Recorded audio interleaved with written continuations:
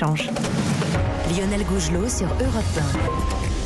L'innovation sur Europe 1. Bonjour Anissé Mbida. Bonjour Lionel, bonjour à tous. Ce matin, une innovation qui pourrait accélérer la transition vers les véhicules électriques. Ce sont des routes qui rechargent automatiquement les voitures pendant qu'elles roulent. Oui, des routes électriques pour ne plus avoir à courir après une borne de recharge.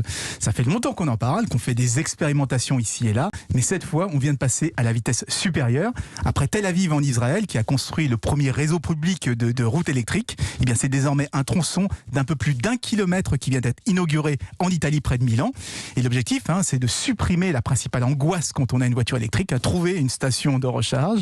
En France, elles seront obligatoires sur toutes les aires d'autoroute en 2023. Oui, c'est ça. La Grande-Bretagne va les imposer sur toutes les nouvelles constructions, que ce soit de maisons ou de bâtiments. Et l'Italie pousse une troisième voie, que ce soit la route elle-même qui recharge les voitures. Mais alors dites-moi, comment ça se passe concrètement? Il y a des rails dans la route, comme les circuits pour enfants, là, les fameux circuits 24 quand j'étais petit? Non. C'est le même principe que quand on charge un téléphone sans fil ou une brosse à dents électrique, ce qu'on appelle de la recharge par induction. Il y a des bobines électrifiées qui sont enfouies dans le bitume et un module sous la voiture qui récupère l'énergie sans contact. Donc visuellement, la route aura l'air parfaitement normale. Et c'est une technologie de la start-up Electreon. Elle a déjà une dizaine d'installations à son actif, un petit peu partout dans le monde. Alors on imagine qu'il faudra quand même une voiture électrique un peu spéciale, en tout cas compatible avec la technologie. Oui. Pour que ça marche, il faut d'abord installer un adaptateur sous sa voiture.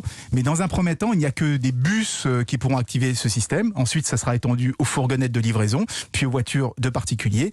Et j'imagine que beaucoup de villes vont suivre de près cette initiative. D'abord parce que c'est une vraie alternative au déploiement de bornes de recharge et surtout parce que ça pourrait inciter à passer à l'électrique. L'innovation sur Europe 1, la signature d'Anissé Mbida tous les matins dans la matinale. À demain Anissé.